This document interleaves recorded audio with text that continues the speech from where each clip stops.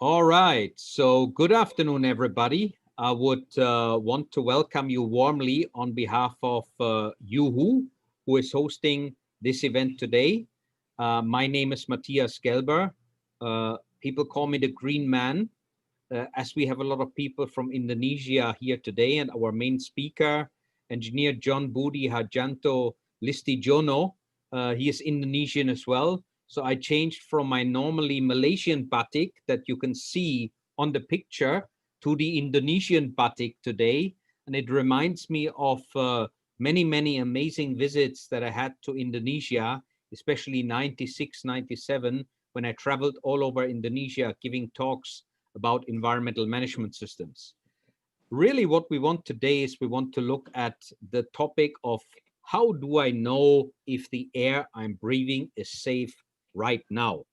We want to discuss, we want to evaluate between engineer John Budi and myself, what are the practical ways how we can establish is our air good or not, and what we can do about it to improve it, particularly as well in the context of COVID-19. So we want to help ourselves, our health, and the health of the planet. One thing that I'm doing, as you can see, I am botak. Botak is very good for the planet. Save water, save shampoo, save time. So John Budi, hopefully next time we can see you botak as well. Yes, I think so. Just kidding. Or as I used to say in Malaysia, sikit-sikit lama-lama jadi bukit, sirikit-sirikit lama-lama jadi bukit. For those who don't understand Bahasa Indonesia, Bahasa Melayu, this is an idiom that I learned from a taxi driver. When the taxi driver asked me in Kuala Lumpur after I moved to Malaysia, what do you do? Do you have a job? I said, I don't really have a proper job, but I'm trying to encourage people to go green. And then the taxi driver told me, very difficult in Malaysia.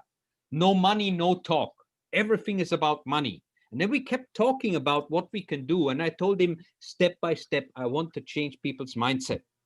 And then he told me, oh, what you are doing is like what we do for saving the money. Sikit-sikit, lama-lama jadi bukit. Little by little, more and more, we grow a mountain.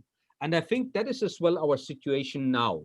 We've been hit with COVID. Suddenly we realize how important the indoor air quality is, how critical it is that we understand it, manage it, so that we can reduce the risk on the overall impact of our health, and in particular, the impact on our COVID risk.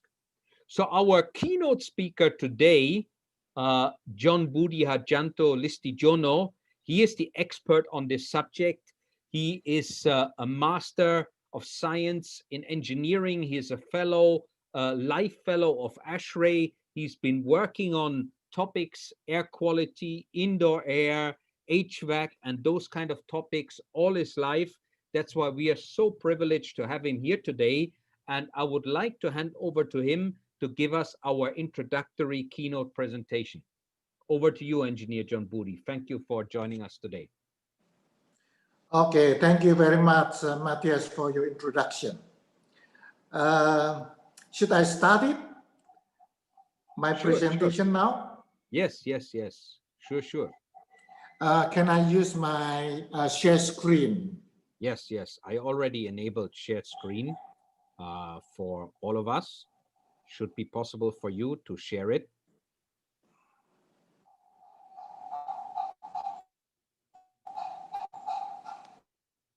All right, there we go. It's starting to appear on the screen. Sikit, sirikit, sirikit.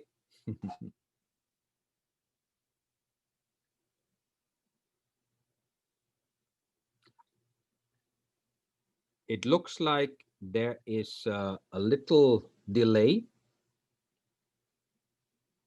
Maybe we have lost John Budi. John Budi, are you still there? Maybe his internet connection has a little problem. I can't hear him. Can you guys still hear me? Maybe you can just comment in the chat section. What I will do is I will launch the poll, as we are waiting for John Budi to come back to us, I have an intro poll for all of you. And the question here is, how do you currently manage your indoor air quality? John Budi, I think we lost you for a short while. So what I've done is I have launched the poll so we can have the poll question answered. I would like to ask everybody to fill in the poll questions. How do you currently manage your indoor air quality? It's an anonymous question. You can click multiple choices. So let's see that we can at least get 60 or 70% of people joining us in answering this. At the moment, we have 25% of you voted. Please go ahead and continue clicking the answers. Once we have 50 to 60%, I will end the poll and show you the results, just to give us a good idea what is the situation.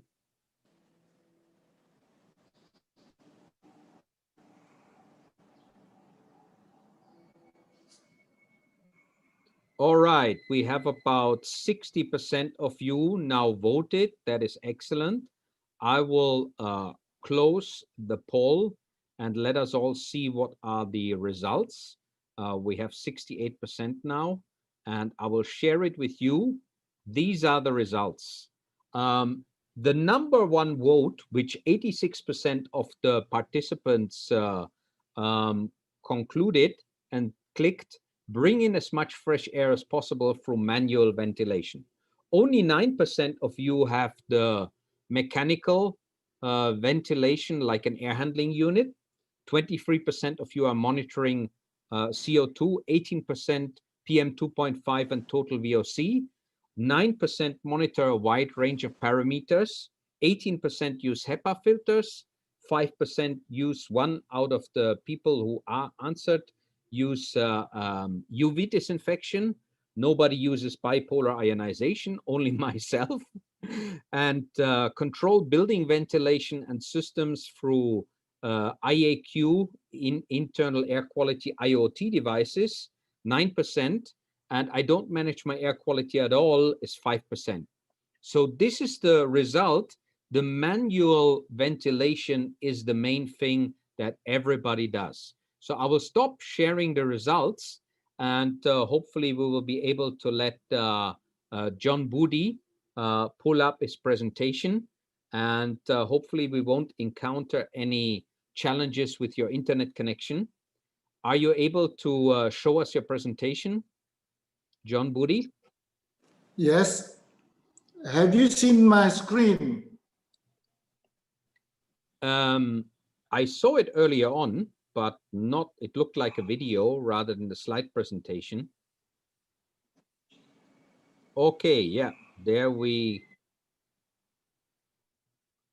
your slide presentation popped up for a moment, but I think you are trying to, can you click on your presentation slides?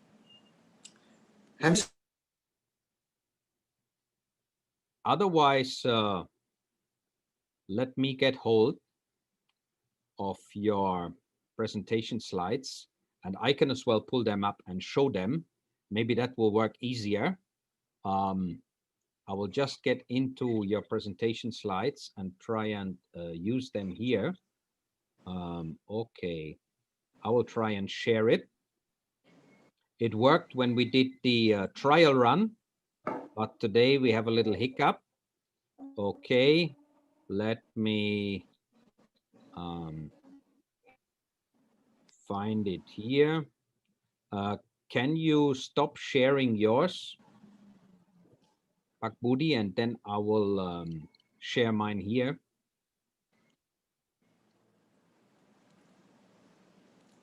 Can you see my presentation, Matthias? Yes, yes. Yes. Now it works. Excellent. Okay, good afternoon, ladies and gentlemen. Today I would like to talk about how do we know that the air we are breathing is safe or healthy for us. First, I would like to thank you, Matthias, to invite me for this webinar presentation. Okay, now the second one. Our Earth and us are ill in this coming pandemic here.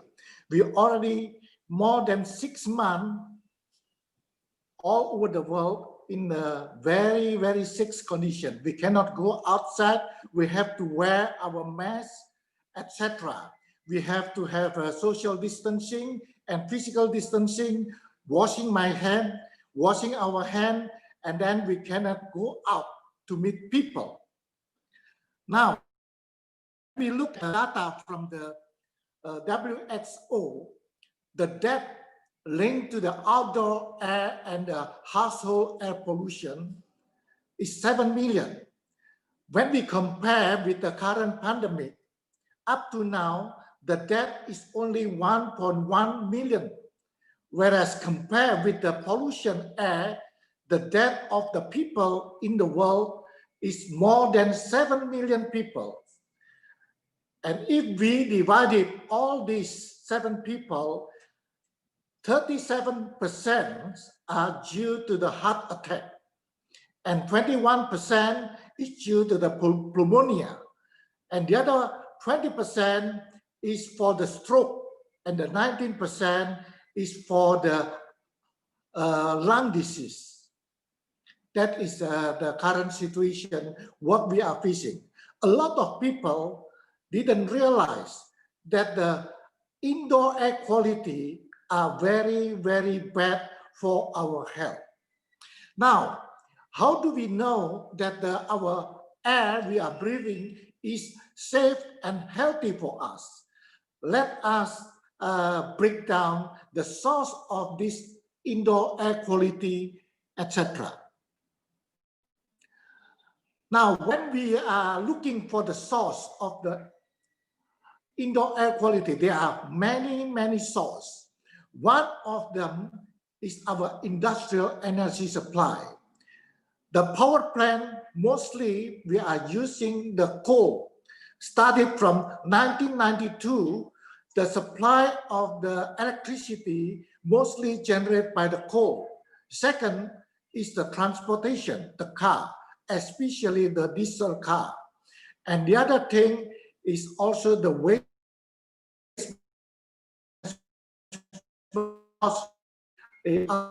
etc.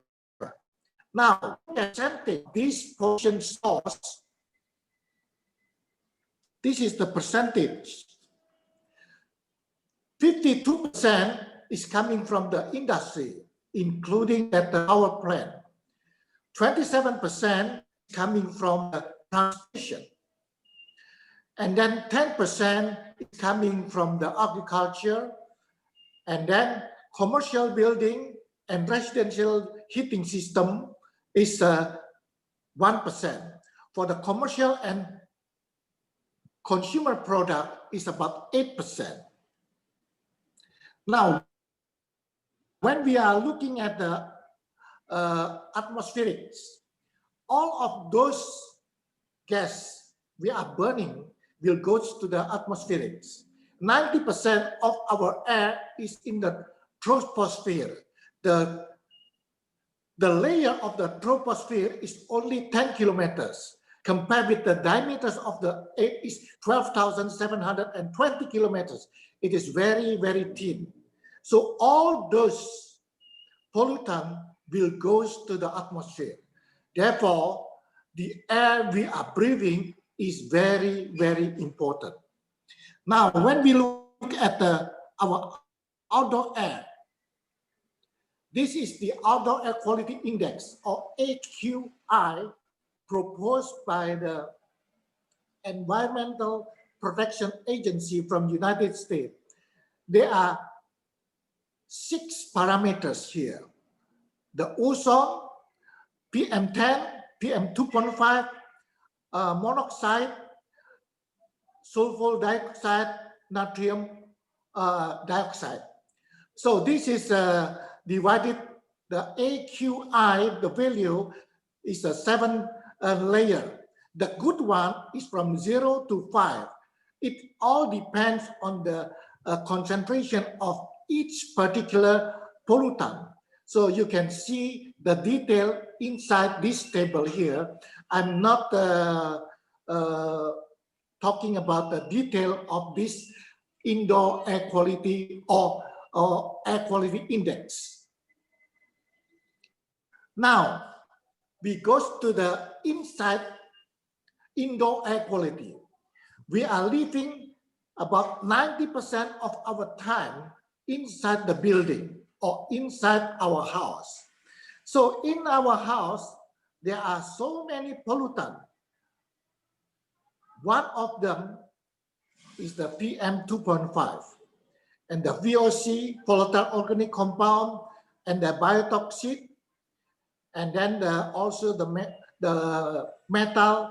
Now we are talking in this pandemic here, we are talking about the microbiome inside the house, which is generated by the people inside that house. Because we know that the virus is transmitted from people to people through the air coming out from that 6 person expelled from their breathing.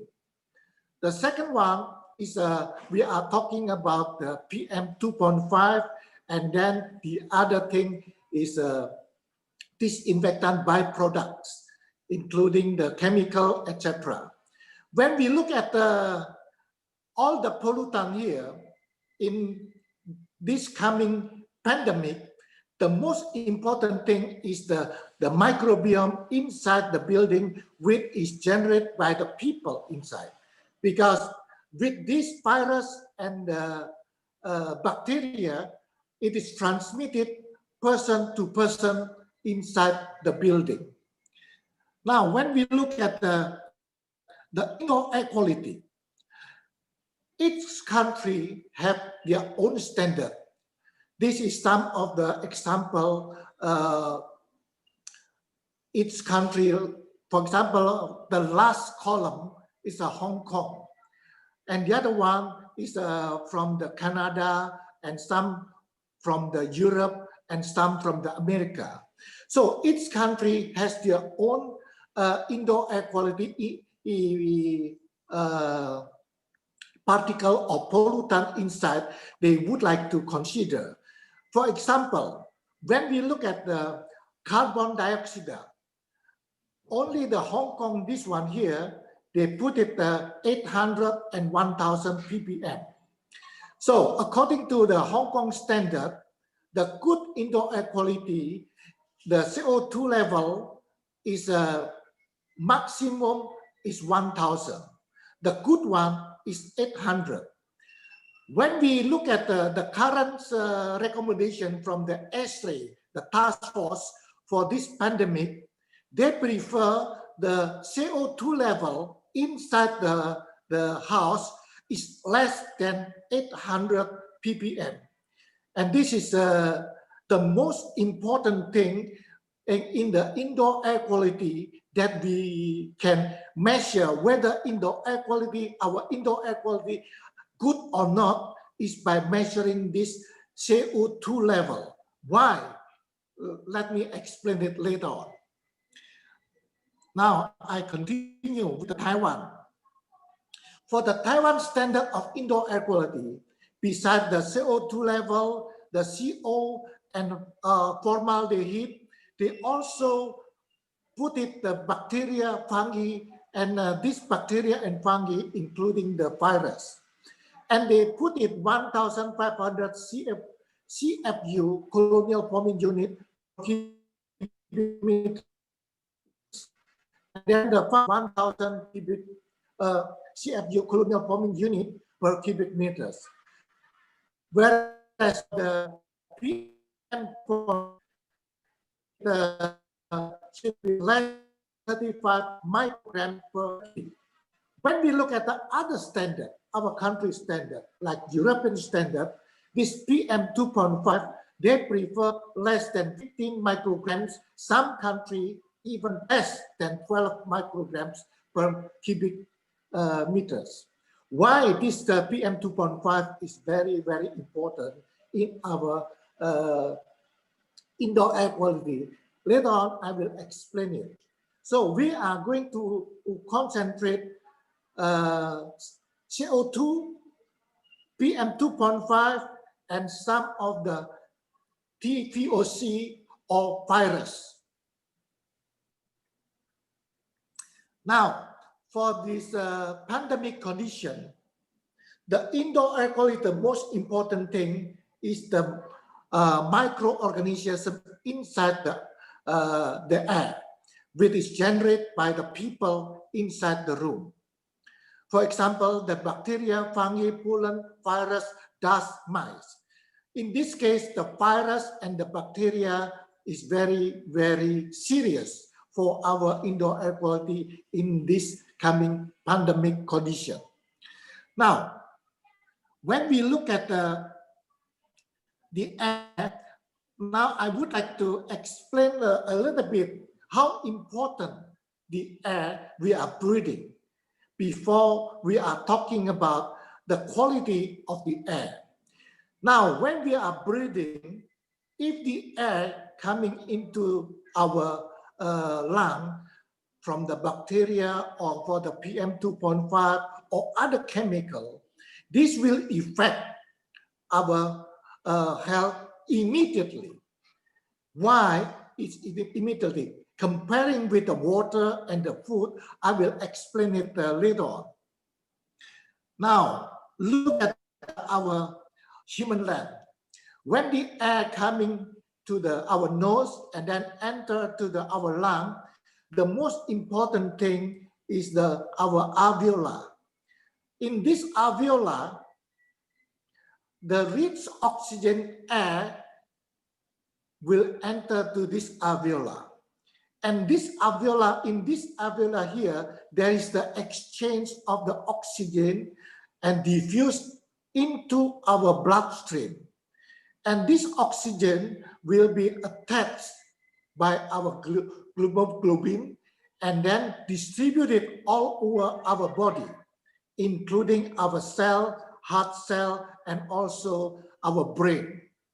So this oxygen here will be used inside our cell to generate the energy for our cell.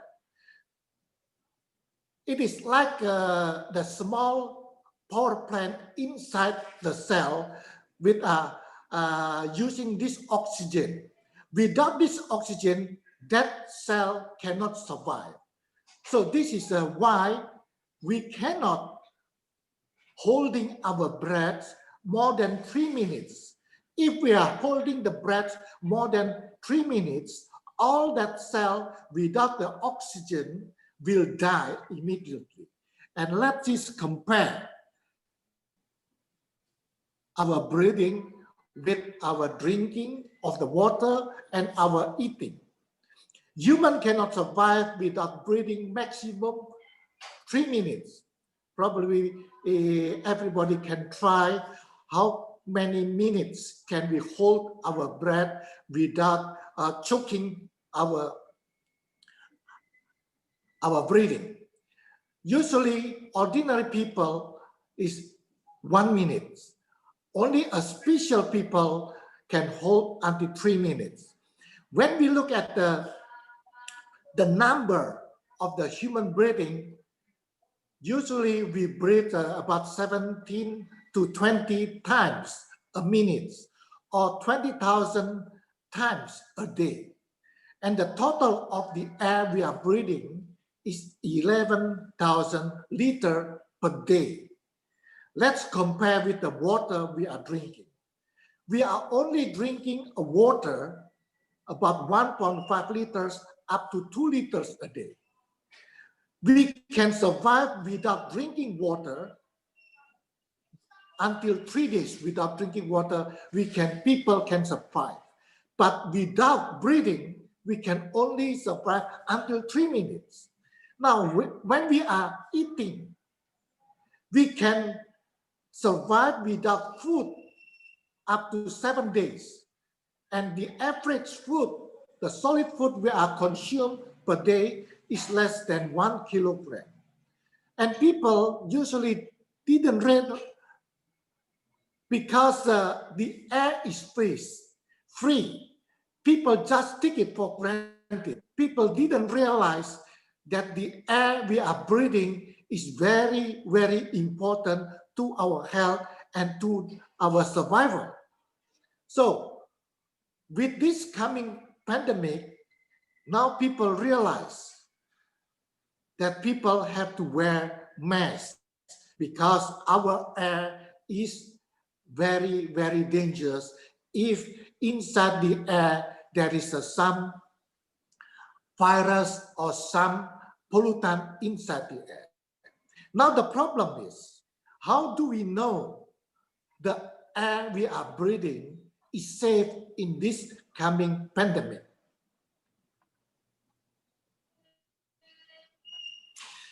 Now, we can monitor the quality of the air we are breathing by measuring some parameters using the portable indoor air quality meters. So the important parameters, one is the air temperature, second one is the relative humidity. This air temperature and relative humidity is usually for our comfort.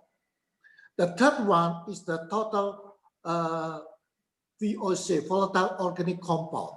The fourth one is the formaldehyde, and the fifth one is the CO2 concentration inside the air. And the sixth one is a PM 2.5. Less than 2.5,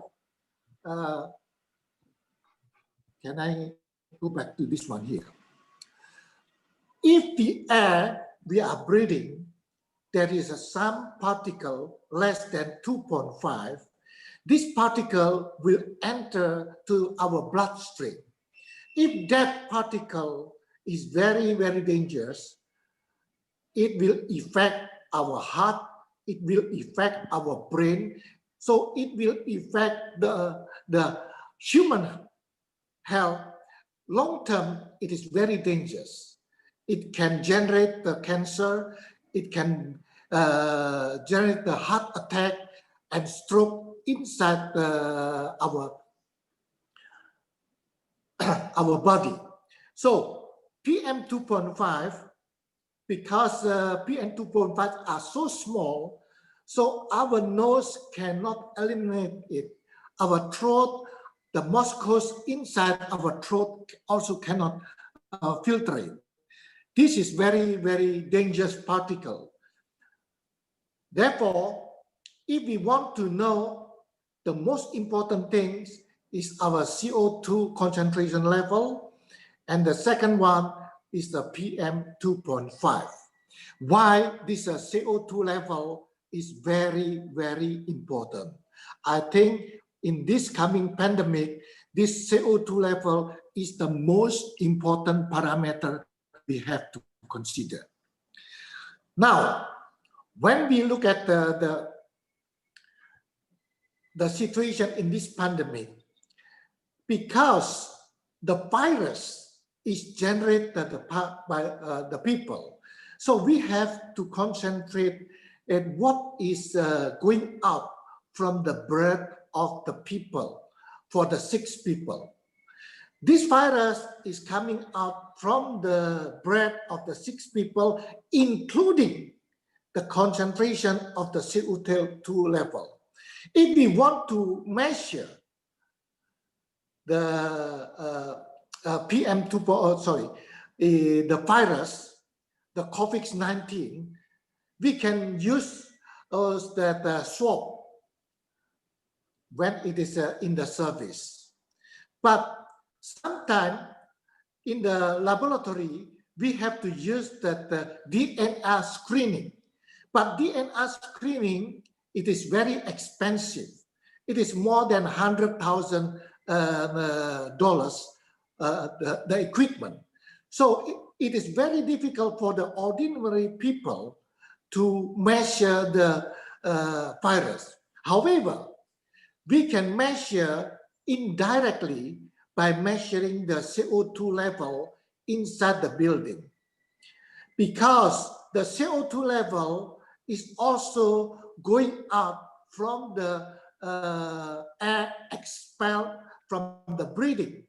So by measuring the concentration of the CO2 level, directly we can and what is the concentration of the virus inside the building. This is only indirectly measurement of the virus through the concentration of the building. Therefore, using the CO2 concentration level, we can indirectly measure the concentration of the virus. Now, understanding the effect produced by the human micro influencer particle, in 2016, Zhang, etc., measuring about the concentration of the CO2 level. If the CO2 level inside that house less than 500 to 600 ppm, we cannot detect the odor which is generated from the people inside. Indirectly, if the people, this is one of the reasons why we have to limit it, the people inside the closed room in order to control the CO2 level. For the comfort condition, a lot of standard, they put it 1000 ppm. Now, when we look at the other relationship about the CO2 level for the human bioinfluence, how do we reduce the CO2 level? First, to eliminate the source. This is we are using for the hospital. If we know somebody already infected COVID-19, so we rejected those people to be treated. We have to treat it into the isolation room.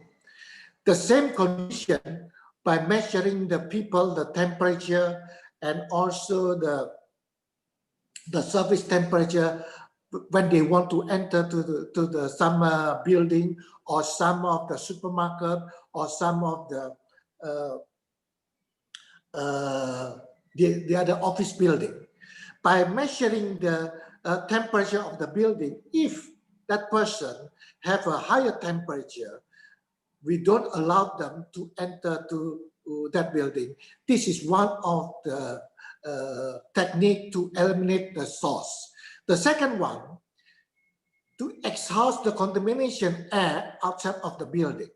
If we know this is also happened in the insulation building, if we know that person already have a suspect or positive COVID-19, so we exhaust the air inside that room so that the pressure inside the room become a negative pressure. The third one, to dilute the concentration by introducing the ventilation air. So this one here is very, very important. So we introduce the ventilation air, outside air, by opening the window or by introducing the more fresh air inside the room. The fourth one is to use the filtration of destruction. The filtration, we can use a medium filter or MARV 14, or using the destruction one can be used the UVC, etc.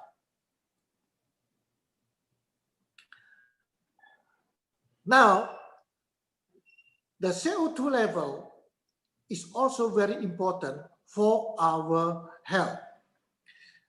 Now, in 2020, Chandraskar from Singapore published a paper. If the CO2 level less than 750 ppm, when we are sleeping, there is no disturbed sleep quality. The sleep quality for some people will affect the immune system. If the sleep quality is very bad, our immune system can go down less than 70%. This is the current research. So the sleep quality is very, very important. Not only the how many hours, but the most important thing is the quality of the sleep. If the concentration of the CO2 level between 750 to 1150 ppm, the possibility to disturb the sleep quality is getting bigger. And this one here, if more than 1150 until 2600, the disturbed sleep quality is very bad. If more than 2600 ppm, the sleep quality ranging the possible reduce the next day, the cognitive performance. Why this CO2 level is very, very important? Because in a tropical climate condition, most of the people using the air conditioning, using the wall type air conditioning. This wall type air conditioning in unit, there is no ventilation air. Therefore, in some study, in this Chandra's car, they said by using the wall type air conditioning, the concentration of the CO2 level inside the room can go up more than 2,600 ppm. So this is very, very dangerous for the health of the people who sleep in that condition. John Budi, can you start wrapping up, please? Thanks. Okay, thank you. Now, oxygen deficiency hazard.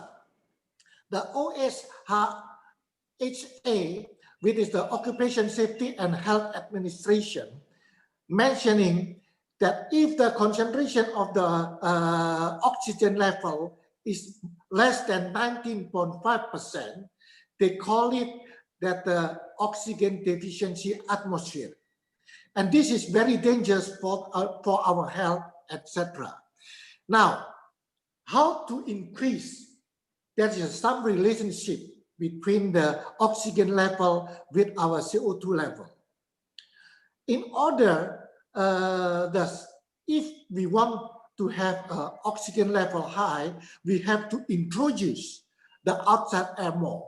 By introduce the outside air more, the percentage of the oxygen level will high, and also the CO2 level will be very, very low. So this is very, very important. We need to introduce the ventilation air. And this is some data from the Dr. Otto, which is the winner of the Nobel Prize.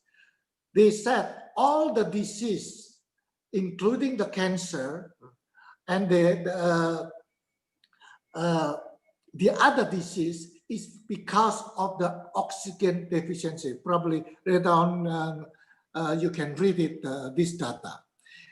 Now compare the standard from the ASHRAE 62.1 and the European standard EN 15251 for the ventilation air. So we already mentioning that the ventilation air is very, very important. By introducing the ventilation air, we can reduce the concentration of the CO2, and we can increase the concentration of O2. Now, ASHRAE standard uses two parameters. One parameter is related with the person inside, and the second parameter is for the area of the room. That's a RP and the RA.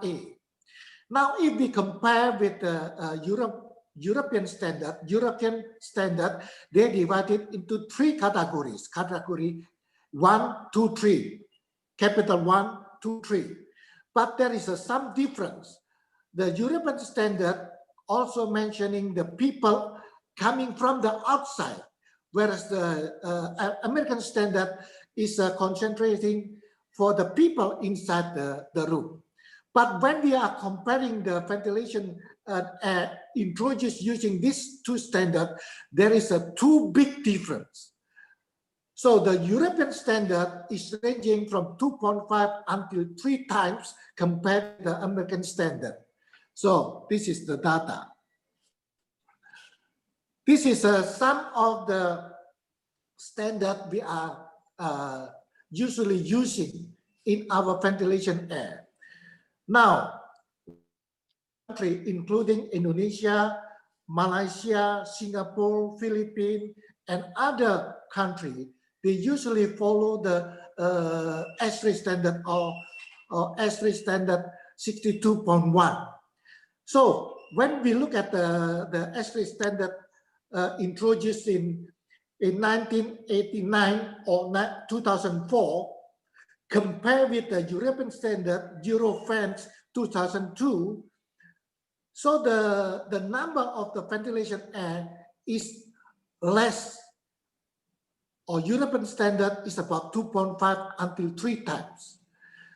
So we can see here that most of the building, now they just follow the American standard.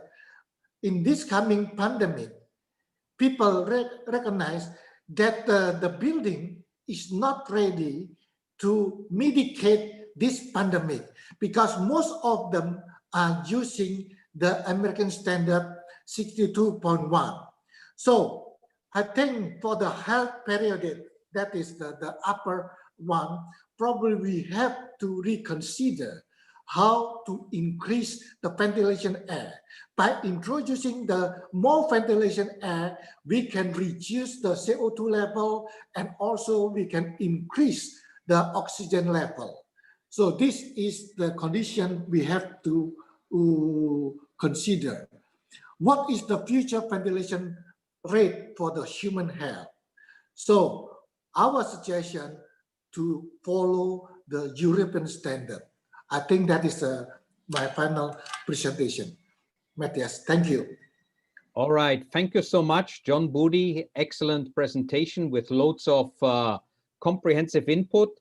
I will share a couple of slides with you. You can already start putting your questions in for John Budi in the Q&A section. I will just have a quick 5-minute input how I measure my air here at home. One of the first things that made us realize that the COVID-19 is airborne was the famous case study from the Guangzhou restaurant in China, where basically within 1 hour of people sitting on different tables, there were 3 different tables, in total 10 people infected, not by touching or connecting with their neighbors, but it must have been through airborne infection.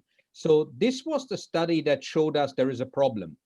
The reason why I got myself an indoor air quality monitoring tool 3 years ago was my baby daughter was born. And I wanted to make sure that I don't expose her to unhealthy air quality here at home. That was my reason why I got myself a uHoo indoor air quality monitoring tool. And these are some of the data that I have been collecting over the years. Look at the left-hand side. Carbon dioxide 2,508. That's obviously far too high. We learned that from John Budi, very unhealthy. This was at night in a hotel. Guess why it was so high? Please use the chat function. If you give me the correct answer, you will get a little prize from me. Why was the carbon dioxide in the hotel I was staying so high at night when I was sleeping there with my family? And if you look at the right-hand side, this was in our home, very high PM 2.5. There were 2 cases when this happened. One time I was in Manila. I asked my wife per Facebook Messenger, honey, why do we have high PM 2.5 at home? She said, oh, darling, don't worry. My brother is here, your brother-in-law. He's just been cooking. He burned some stuff in the kitchen. Don't worry, that's the reason why we have the high PM 2.5. But there's another reason why I get regularly here at home high PM 2.5. If you get the correct answer again, you'll get a little prize from me. I can start seeing some comments coming in the chat box. Let me see whether any one of you has already. Alan is commenting here. Air conditioning, then air ventilation is decreased in hotels at night. You are very close. It's kind of, yeah, actually. And Daddy is saying fan turn off for energy saving. You are right, actually. This is exactly what happened. I asked the engineering manager, hey, what's going on? I have very high PM 2.5. I won't mention the name of the hotel. It's a 5-star hotel, very famous hotel. He told me, don't tell anyone. So I'm not mentioning the name. He told me, you know what? I'm switching off the fresh air supply at night to save electricity. Wow. I was struck. Nobody else had ever asked him that before. Why? Because nobody else was monitoring. So nobody else knew it. And he commented, oh, at night people want to sleep. So Dedi and Alain, you're actually correct. So really, and Lilette is half correct as well. Yeah, no fresh air being pulled in. Actually, in a 5-star hotel, the air handling units should be bringing in the fresh air at night, but this guy had switched it off to save electricity. So not all environmental criteria can be the right things to do for our health. So you guys, please message me later on. I will send you a little prize. I will send you a copy of my book that I've written on green living. So second question was, why do we have high PM 2.5? Again, Alain said, yes, it could be from cooking, but this one was from something else. Something else that is illegal in the Philippines, but regularly happens. Filipinos surely can come up with it. Same thing in Indonesia and Malaysia. It happens even though it's illegal. 5, 4, 3, 2, 1. Last chance to get a prize. Nobody commented. Open burning. Open burning in the neighborhood. It's illegal, but it regularly happens. Burning trash. Yeah, Elmer, you just came in at the right time. You get a prize. You get a PDF copy of my book. So Elmer, Alain, and who was the other person before? Dedi. Yeah, please message me your emails, and then I will send you a copy of my book, Burning Trash, Open Burning, illegal, but happening regularly. So this is what I do. Before COVID, I used it for general improvement on the indoor air quality. Now we have COVID, obviously, I move to the next level and try and understand how can I reduce the risk of the COVID virus if it ever turns up in my home to survive. Now this bugger is so small we can't see it.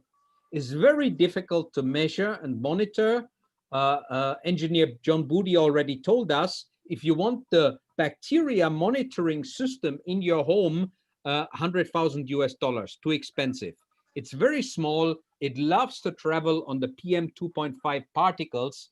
It's 0.1, what's that, micrometer? I'm not so good with the units. What I love about my uHoo device, it has launched a virus index. The virus index is based on generally researched parameters, similar to what John Budi mentioned, that give an indication of how long the virus might survive or how high is the risk of the virus presence. So these are the index safety thresholds. There is temperature 90 to 24. I'm sometimes above that because I don't like to cool it too much, because it costs a lot of electricity. I'm a hardcore environmentalist. Humidity 40 to 60%. PM 2.5 should be below 15 microgram. That is very low, like the European standards, but it's the Asian standards are usually much above that, but the safe level should be below 15. Carbon dioxide below 800 ppm and nitrogen dioxide below 53 ppm. This is based on some research. This is actually all documented in the uHoo Virus Index white paper. I will send you the link. You can download it. This was a study from SARS many years ago, I think in Hong Kong. It showed that the survival period of the SARS virus is only 5 days if you have a humidity of 50%. If your humidity is 80%, the survival is about 15 days or more. If you have a humidity of 20%, this is often what happens in European countries in winter, very low humidity. This might be one indicator why the infection rates and as well the mortality rates, especially in Italy in the mountains, have been higher than in other places. Here was another study done, documented as well in the uHoo Virus Index, an interesting correlation, a shocking correlation those places with high nitrogen dioxide, as well with little wind movement, so the air pollution clogs up in these places, like the mountains of Italy, had a very high mortality rate in the early COVID infection studies. This was my screenshot. I have my uHoo device here, and I am using it in my home, in my office. This was, I think, John Budi, you have a lot of background noise. Maybe if you can mute yourself for the time being. I guess the background noise is coming from you. At least I can hear some background noise. I've got the door closed. My CO2 at that time was 450 parts per million. Now it's close to 1,000 because my door is closed. And I even put a rack down there to reduce the risk of my babies coming in and making a lot of noise. If I keep the door open, my daughter, who is 3 years old now, and my son, who is 11 months, they will come in and make a lot of noise. At that time, the virus index was good, ranking of 3 out of 10. Temperature 23 and humidity a little bit high. But I don't use my aircon too much because I don't want to waste too much electricity and increase my carbon footprint. This is the recommendation from the uHoo virus index. Decrease particles and dust levels. You could do that with a HEPA filter, for example, or don't let the pollution come into your home. Keep the humidity, if possible, between 40 to 60%. Ensure proper ventilation. That's what we are doing here at home. And we monitor it with the CO2 and try and use the low VOC disinfectants. Here are some of the questions that were submitted in advance. I will come back to that in a moment. I just want to show you, and I will try and share the screen that I get from our good friend who is on this call, hopefully as well. I will share his monitoring devices that are currently on in Jakarta. Let me try and find the right web page here. I have a uHoo dashboard on my system. I will try and get into it now and show you current data in Jakarta from 2 uHoo devices. Can you see it on the screen? This is my friend Satrio, who has one of his devices here based in his so-called Sustainer house, bedroom 2nd floor. You can see here the score is virus index down here, 2 out of a possible of 10. Only the temperature is a little bit high. That's why it's not a 1. But all the other parameters are quite good. I can show it to you down here. For example, here his PM 2.5 at the moment is only 13. But there was a time where it went up to 51. And you can see here the virus index score was always in the green side. It only once went up to 4 because of higher temperature and higher humidity. So this is how you can optimize and monitor your indoor air quality to actually try and calibrate it in a range where it's more safer for you. The additional measure that I have here at home, I don't have HEPA filters, but I have bipolar ionization. These are positive and negative ions that as well have the functionality of eliminating some pollutants and eliminating some of the virus droplets in the air. I think we have already one question that's come in down here from Elmer. Let's start off with that question directly to you, John Budi. Does ASHRAE have any standards to include fresh air ventilation? If yes, doesn't this make the recirculating split-type air conditioners incapable of meeting this standard? Yes, I think the split air conditioning, it is not according to the ASHRAE standard. We have to introduce the ventilation air based on the ASHRAE standard 62.1, which is 2.5 liter per second times the number of the people plus 0.3 times the how many square meters. So these are two parameters. One is related with the person, the number of the person inside the room. The second one is related with the area inside the room. This area inside the room is related with the furniture inside the room, because that furniture also generate some particular. matter, such as total volatile organic compound, and some of the furniture also produce the heat. So they are calculated that based on those two parameters. So using this one here, we can see that for the split air conditioning, like wall type split air conditioning, because it is recirculation, 100% recirculation, it is not suitable for according to the ASHRAE standard. So this is also very, very bad for the people who sleep in that his bedroom using the split air conditioning. The concentration of the oxygen level can go down more than 19.5% and oxygen level. Also, the CO2 level is sometimes more than 1,500. So this is no good for our health, long-term health. According to the recent research in Singapore, there are a lot of young people due to this lack of the oxygen inside their room. So some of them are suffering from the impotence. Wow, that's serious. We definitely want to make sure that doesn't happen. Here I have listed the other questions that came in advance from the registrations.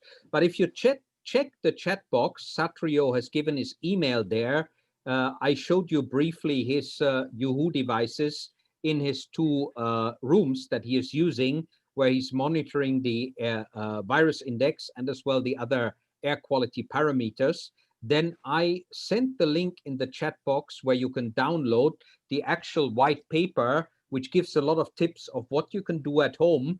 What I suggest we do, we have already used up our 60 minutes, but for all of those that are happy to stay on longer, I will do our exit poll now. And then after the exit poll, we have Andy Wee that raised his hand. I will give Andy a chance to quickly comment.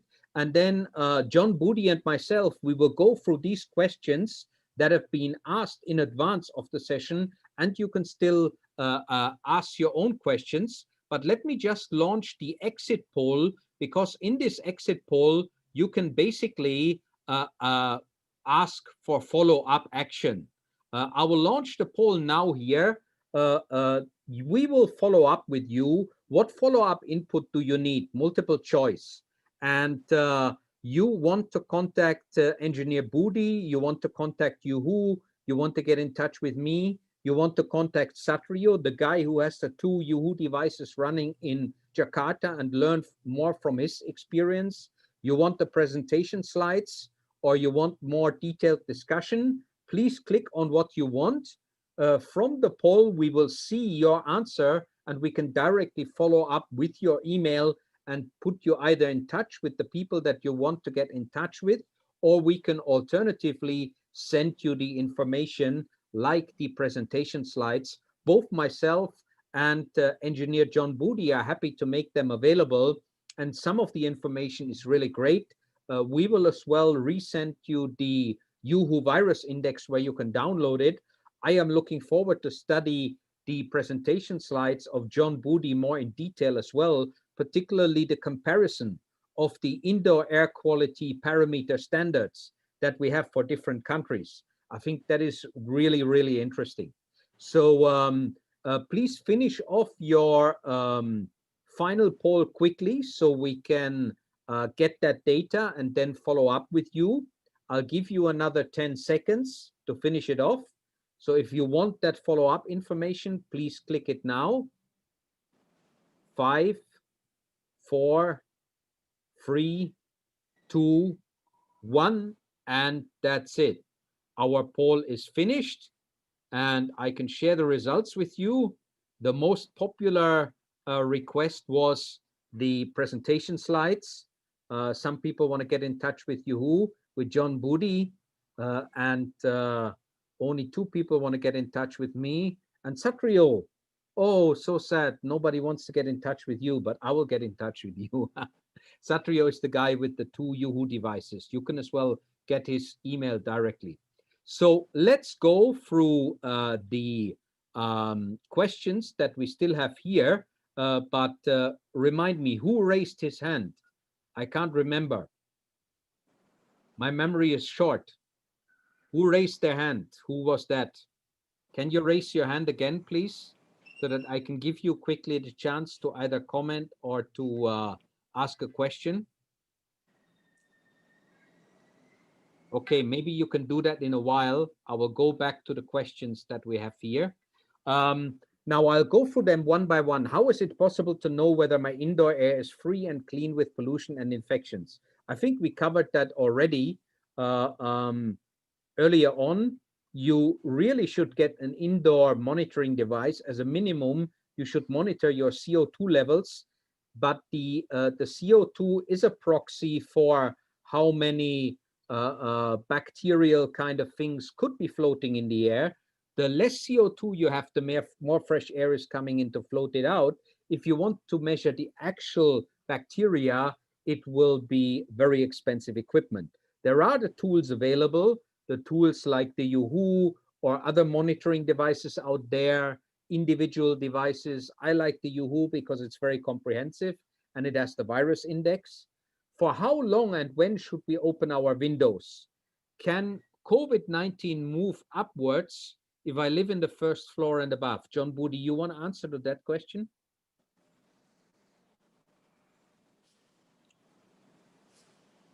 How long should we open up the windows? And how is it when I'm in the first floor? Can the COVID-19 actually move upwards with the air? So you are asking me for how long? Yes. Sorry. That's the question. Yeah. From one of the people. As long as you can.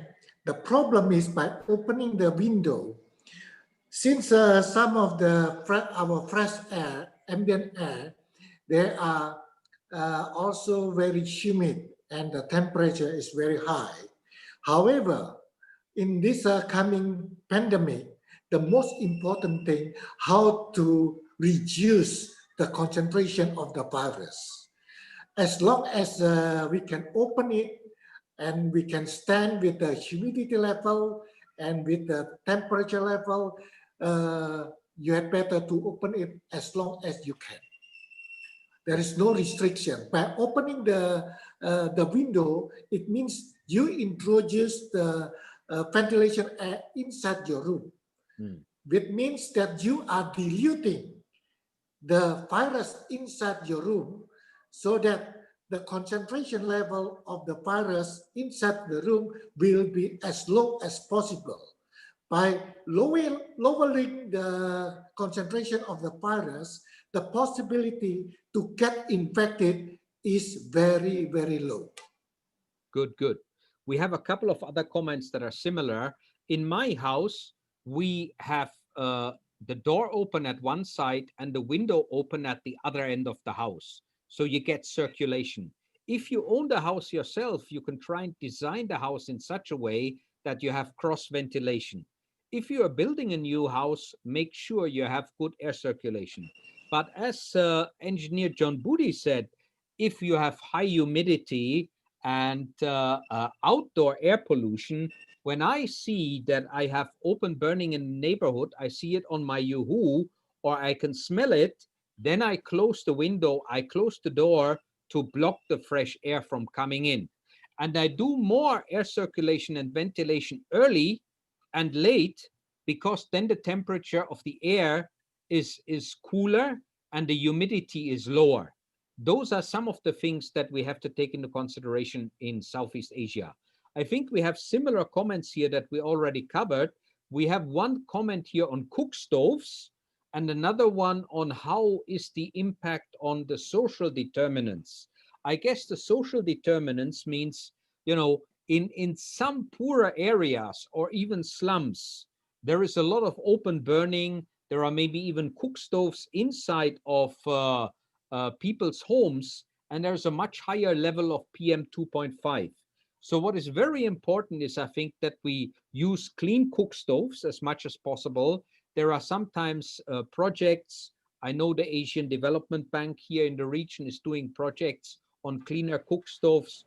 Once, when I bought carbon credits from the United Nations Framework Convention on Climate Change, I gave money to a cook stove project, clean cook stove project in Kenya, remembering because we have some friends from Kenya here on the call.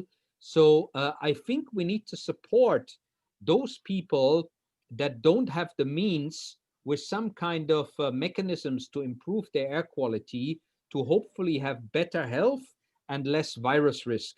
I don't know whether you have any comments on that, John Budi, the social aspects and cook stoves as well. Any views on that? Sorry, Matthias, I don't have any knowledge about the cook stove. Yeah. I mean, there are clean cook stoves and there are the conventional cook stoves. Here in the Philippines, I have as well participated in some projects where we have distributed free of charge solar lanterns. Because one problem you have here in the Philippines is that people use the kerosene lamps in their homes. And those kerosene lamps are, number one, very expensive. They have to buy the fuel daily.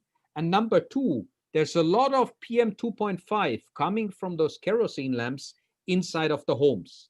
So it increases the risk of respiratory diseases.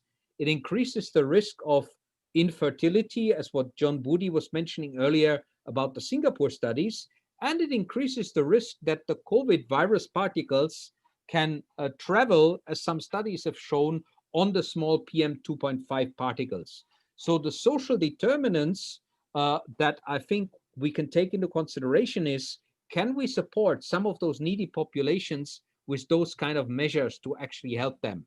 So I think we had one person, Theophile, raising their hand. Theophile, you're still there? You want to ask a question or make a comment? I just allowed you to talk. You can unmute yourself and then you can share. Are you there, Theophile? Yes, I am there. Thank you very much. Where are you from, Theophile? I'm from Athens, Greece. Wow, excellent. Welcome, welcome. It was very interesting and nice talk. Thank you very much, both of you. And there are a lot of questions about the indoor quality of pollution, indoor quality, to how to control it, and what do we have to do to control it, to have the necessary, the normal concentrations and temperature, humidity, and PM. And also bacteria.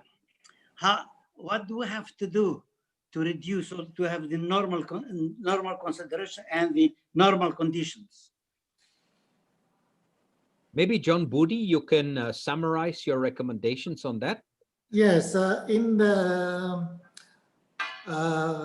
current pandemic situation, yes, the ASHRAE task force, this is from the United States, suggests that we have to maintain the CO2 concentration level inside the building is less than 800, maximum 800 ppm.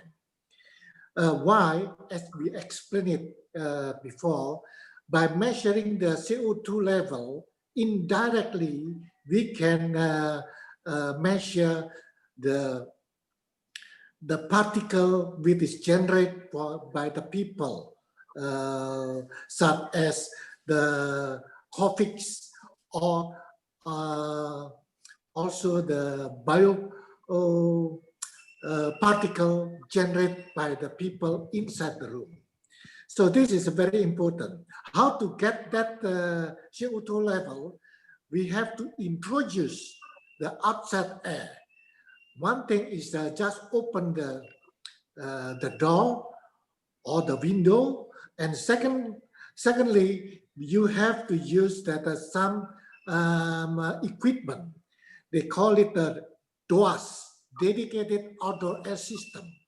So using this DOAS here, outside air is going to be reduce the temperature and reduce the water contains and vapor contents, water vapor contents, and also to eliminate the particle from the outside, because you know, some of the city, the ambient air are very polluted and also very humid and very hot. So using this device, they can reduce all those three parameters. After treating this outside air, they introduce into that air. By introducing that ventilation air, obtain the CO2 level inside that room will be lower than 800 ppm. That is the suggestion. The other suggestion is to use the filtration. The filtration, you can use the HEPA filter, or you can use electronic filtration. This electronic filtration is sometimes they call it destruction filtration, because they can eliminate the virus by destruction. The DNA and RNA of the virus. By destructing this RNA and the DNA of the virus, it will eliminate the virus inside the room. That is some suggestion from the ASHRAE task force. And the other thing is they also can use that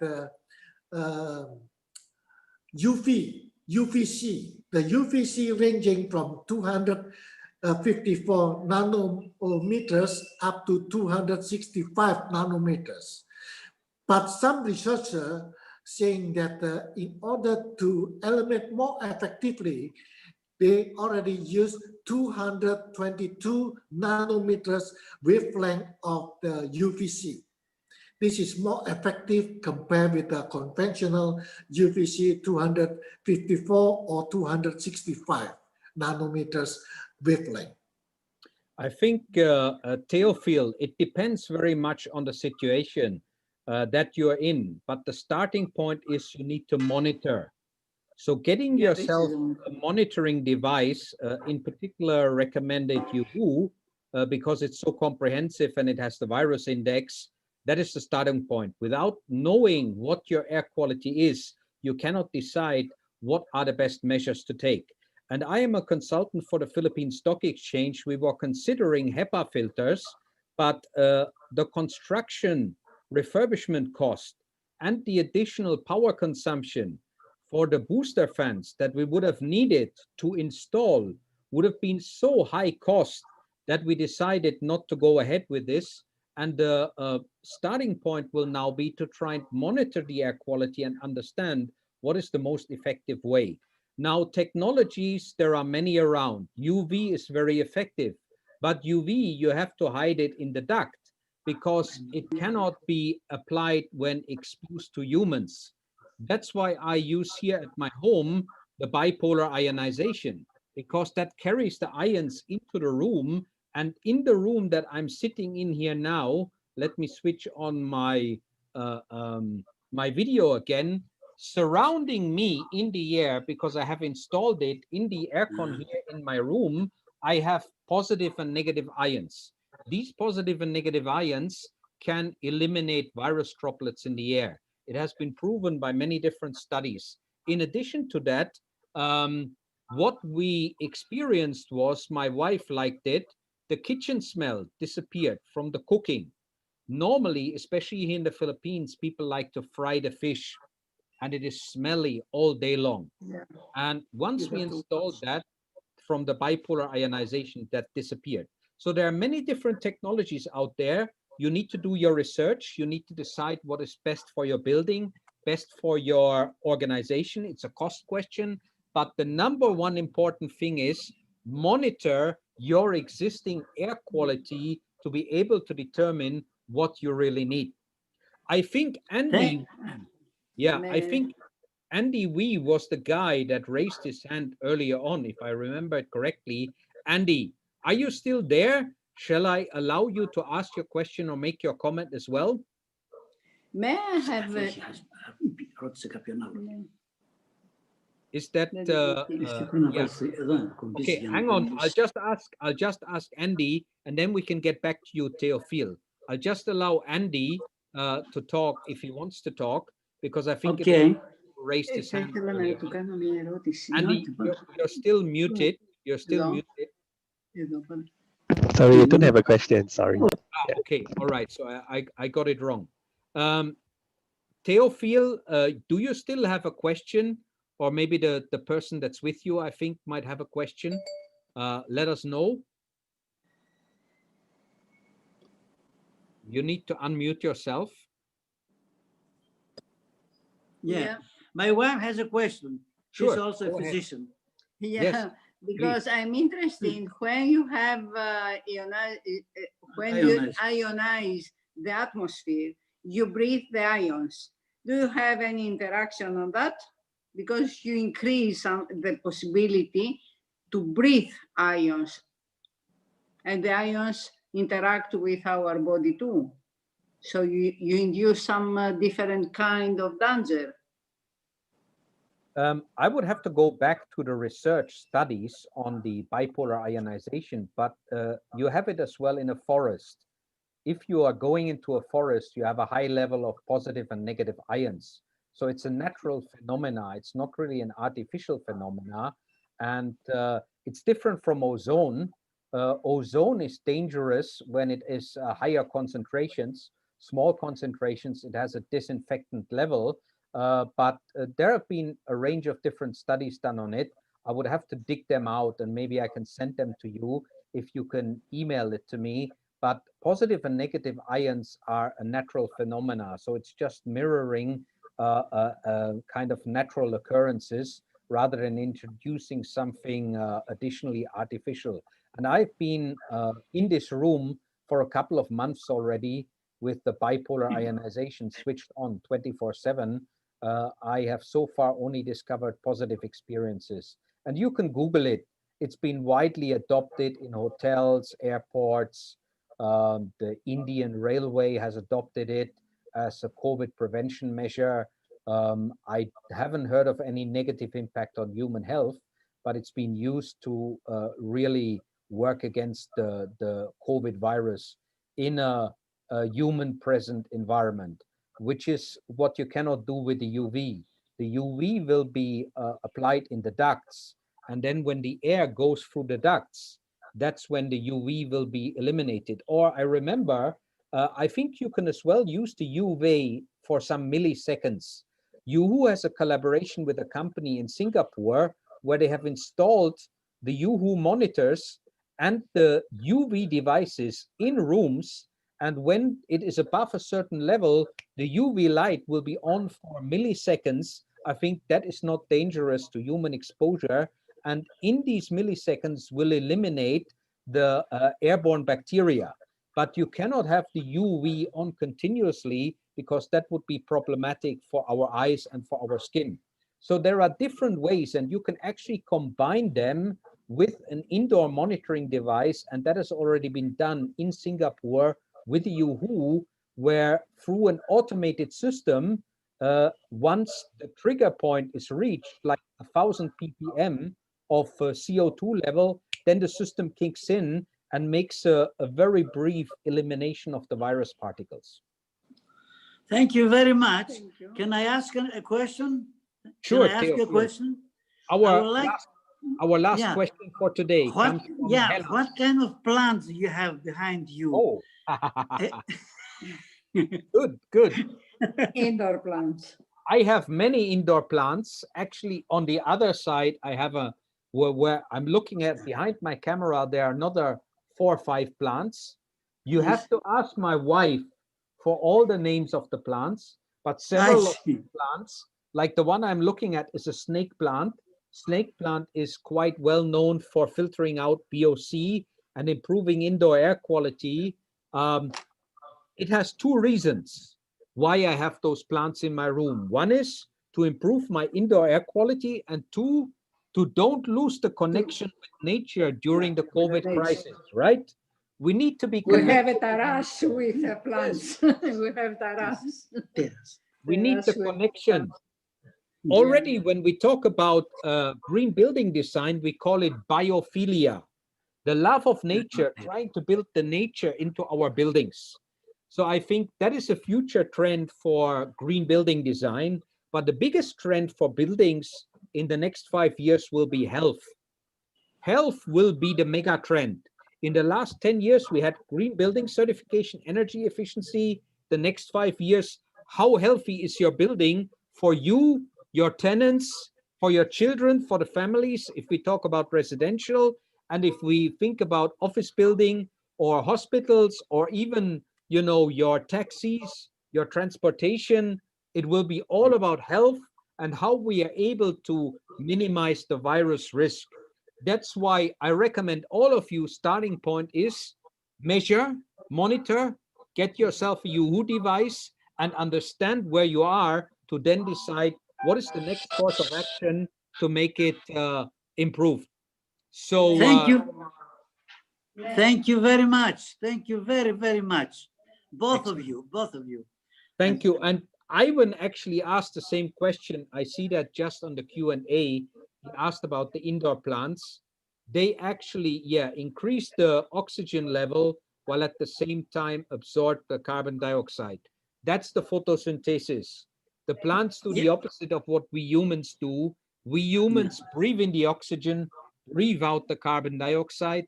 The photosynthesis, maybe photosynthesis, photosynthesis, our creators life securing ability of nature to regenerate the balance, taking the carbon, turn it into wood, turn it into carbon structure, breathe out the oxygen.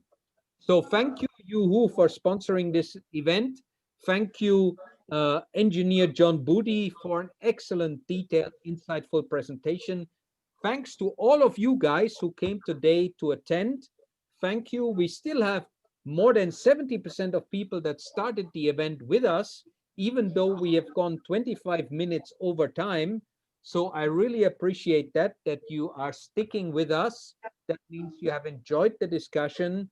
Thank you so much to all of our friends from, we had one guy from Chile messaging us. We had Athens, Hellas, we had Europe, we had Malaysia, Philippines, Indonesia.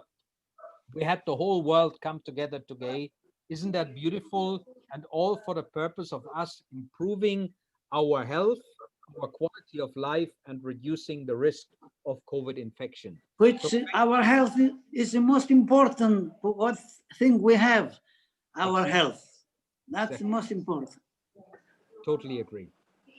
Thank you so much, everyone. Bye-bye. Thank you, both of you. Thank you. Thank you very much. Thank you. Thank you. Thank you.